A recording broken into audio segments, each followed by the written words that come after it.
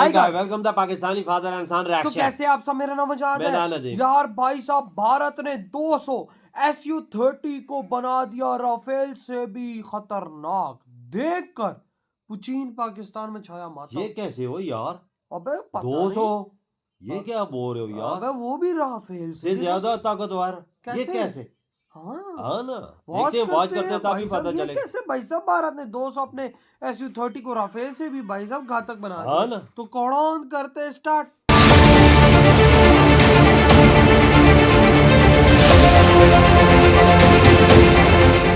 नमस्कार दोस्तों, भारत स्वदेशी तौर पर अपने 200 Su-30 MKI जेट्स को सुपर सुखोई अपग्रेड के तहत राफेल से भी ज्यादा एडवांस्ड और ज्यादा कारगर बनाने जा रहा है। लेकिन क्या Su-30 MKI का बड़ा आकार और काफी दूर से क्रैक हो जाने वाला रडार क्रॉस सेक्शन इसे राफेल से बेहतर बनने देंगे? Su-30 MKI किस किस तरीके से अब भारत का फायदा करवा रहा है, ये सारी डिटेल्स जानेंगे इस वीडियो में। दोस्तों, भारत के पास मौजूदा समय में सबसे ज्यादा फाइटर जेट है Su-30 MKI। यह all weather heavy weight category के एयर सुपर फाइटर जेट्स है। वहीं दूसरी तरफ इंडियन एयर फोर्स के लिए फ्रांस से लिए गए 43 राफेल जेट्स मौजूदा समय के सबसे एडवांस्ड फाइटर जेट्स हैं। हालांकि ये काफी महंगे फाइटर जेट हैं। तो अब इंडियन एयर फोर्स कोशिश कर रही है कि भारत अपनी टेक्नोलॉजी के दम पर ही Su-30 MKI जेट्स को राफेल से भी ज्यादा एडवांस्ड और पावरफुल बना सके। देखिए, परफॉर्मेंस की बात करें, Su-30 MKI पहले से ही राफेल से आगे है। Su-30 MKI की इंटरनल फ्यूल कैपेसिटी राफेल के मुकाबले लगभग 2 बार है। इंजन की बात करें, Su-30 MKI जेट्स को L-31 इंजन लगे हैं, जिसमें हर एक इंजन 123 किलो न्यूटन की थ्रस्ट को जनरेट करता है। यानी इसके 2 इंजन की टोटल थ्रस्ट 246 किलो न्यूटन है। राफेल के M88 engine total 150 kilo Newton की थ्रस्ट को ही जनरेट कर पाते हैं। Su-30 MKI की ज्यादा है। ये मैक 2 की स्पीड से उड़ सकता है, यानी इसकी स्पीड 2400 किलोमीटर प्रति घंटा तक है। वहीं राफेल की स्पीड 1.8 मैक तक है, यानी यह लगभग 2100 किलोमीटर प्रति घंटा की स्पीड से उड़ सकता है। जो चीज राफेल को खास बनाती है वह है इसके एडवांस्ड एवियोनिक्स। इसमें लगा हुआ है रडार लॉन्ग रेंज का IRST सिस्टम और खास तौर पर इसका spectra counter measure system. Su-30 MKI की बात करें तो इसमें N01 वेरन पेस रडार लगा हुआ है, जिसकी रेंज तो भले ही 350 किलोमीटर तक है, लेकिन यह फाइटर जेट साइज के टारगेट को 200 किलोमीटर तक ही ट्रैक कर पाता है। यह एक साथ 16 टारगेट को ट्रैक कर सकता है और 4 टारगेट्स को एक साथ एंगेज कर सकता है। बात राफेल की करें तो राफेल में बहुत ही एडवांस्ड, स्टेबल और कैपेबल AESA रडार लगा है, जो फाइटर जेट साइज के टारगेट को 200 किलोमीटर दूर से ट्रैक कर सकता है या एक साथ 400 टारगेट को ट्रैक कर सकता है और उनमें से 8 को एक बार में ही एंगेज कर सकता है। दोस्तों, AESA रडार की खास बात यह होती है कि यह ज्यादा सुपीरियर है। इसकी ट्रैकिंग रेंज ज्यादा होती है, साथ ही यह हाई रेजोल्यूशन इमेजरी तैयार करता है, जिससे दुश्मन के फाइटर जेट्स को टारगेट कर पाना आसान हो जाता है। इन्हें जैम करना बहुत मुश्किल होता है। ज्यादा अच्छी इमेजरी की वजह से यह ग्राउंड अटैक के लिए बहुत सूटेबल होते हैं। अब यही सारी कैपेबिलिटी Su-30 MKI में भी जोड़ी जा रही है, बल्कि ज्यादा पावरफुल इंजन होने की वजह से Su-30 MKI AESA रडार ज्यादा अच्छी कैपेबिलिटी वाला रहेगा। Su-30 MKI का नोज कोन काफी बड़ा है, इसी कारण इसमें बड़े आकार का AESA रडार भी लगाया जा सकता है। राफेल में जो AESA रडार लगा है वह 838 TR मॉड्यूल वाला है, जबकि Su-30 MKI में जो उत्तम AESA का लेटेस्ट वेरिएंट यानी विरूपाक्ष रेडार लगाया जा रहा है, उसमें लगभग 2000 TR मॉड्यूल लगा है।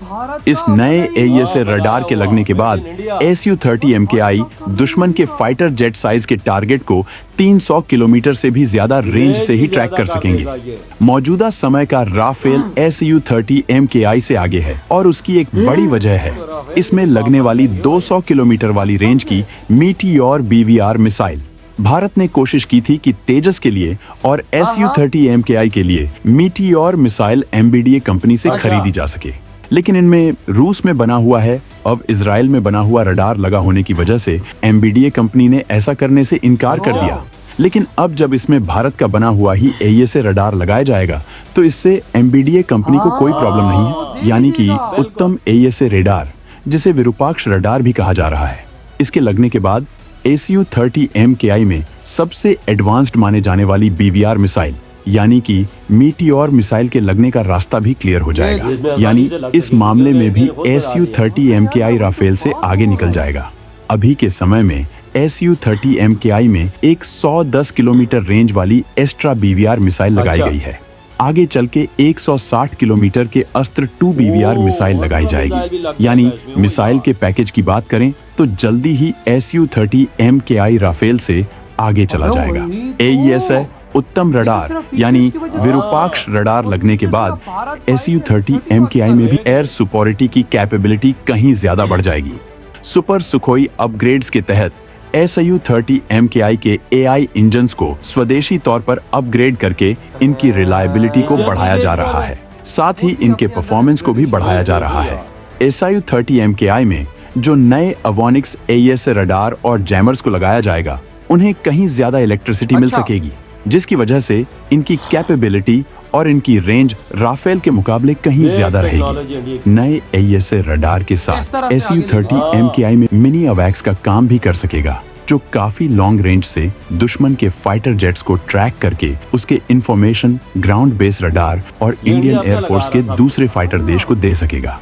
सुखोई 30 MKI के मिसाइल पैकेज को लगातार बढ़ाया जा रहा है। इसमें रूड्रैम एंटी रेडिएशन मिसाइल्स भी लगाई जा चुकी हैं, जिनकी रेंज 250 किलोमीटर तक है। साथ ही इसमें ब्रह्मोस जैसी एक एडवांस्ड मिसाइल भी लगाई गई है, जिनकी पहले रेंज 290 किलोमीटर तक है, लेकिन अब इनकी रेंज को 450 किलोमीटर तक बढ़ाया जा चुका है। इसी मिसाइल के और ज्यादा एडवांस्ड वेरिएंट यानी कि ब्रह्मोस एनर्जी वेरिएंट को भी जल्दी ही Su-30 MKI में इंटीग्रेट किया जाएगा। इसके अलावा इसमें anti airfield missile, bunker buster missile, laser guided missile भी लगाई जा चुकी है। सुखोई 30 MKI में फ्रेंच और इजरायली जैमर्स लगे हुए थे।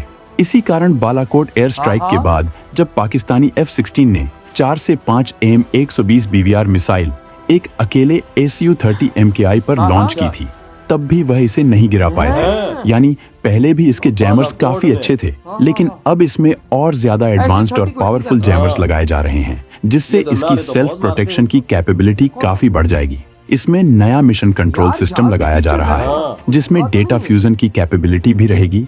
साथ ही कम रेंज वाले IRSSC सिस्टम को हटाकर स्वदेशी तौर पर तैयार किए गए 80 से 100 किलोमीटर रेंज वाला नया IRSSC सिस्टम लगाया जा रहा है, जिससे यह स्टेल्थ जेट्स को भी 100 किलोमीटर दूर से ही ट्रैक कर सके। सुखोई MKI में डिजिटल ऑफ मॉडर्न कॉकपिट लगाया जा रहा है। साथ ही एडवांस्ड हेलमेट माउंटेड डिस्प्ले की कैपेबिलिटी भी इसमें लगाई जा रही है। दोस्तों, सुखोई 30 MKI पर ज्यादा ध्यान देने के कई इनडायरेक्ट फायदे भी भारत को मिल रहे हैं। इन फायदों को भी जान लेते हैं।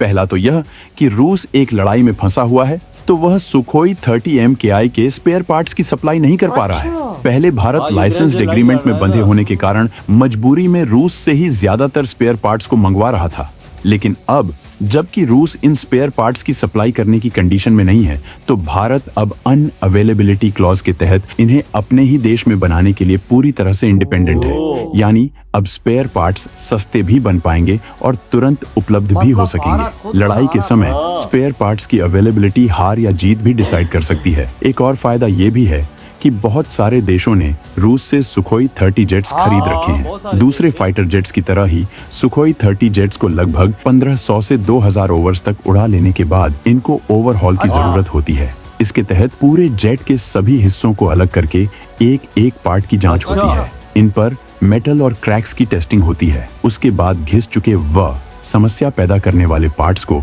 नए पार्ट्स के साथ बदला जाता है। इस पूरी प्रोसेस में और सभी सिस्टम्स के सर्टिफिकेशन में काफी लंबा समय लगता है। जिन दूसरे देशों ने रूस से सुखोई 30 जेट्स खरीदे हैं, वे भी अब इसके शेड्यूल ओवरहॉल के लिए भारत को कांटेक्ट कर रहे हैं। साथ ही कई देश सुपर सुखोई वाले अपग्रेड पैकेज के लिए भी भारत को कांटेक्ट कर रहे हैं। सुखोई 30 जेट्स को ऑन परेड करने वाले कई देश भारत में बनी मिसाइल्स जैसे Astra BVR missile Rudram, anti radiation missile और खास तौर पर ब्रह्मोस के एयर वेरिएंट को भी खरीदना चाहते हैं। इसके अलावा भारत को एक यूनिक फायदा ये भी रहेगा कि भारत बेहद कम कीमत में इंडियन एयर फोर्स के पास सबसे ज्यादा नंबर्स में मौजूद Su-30 MKI जेट्स को राफेल से भी ज्यादा पावरफुल बना लेगा।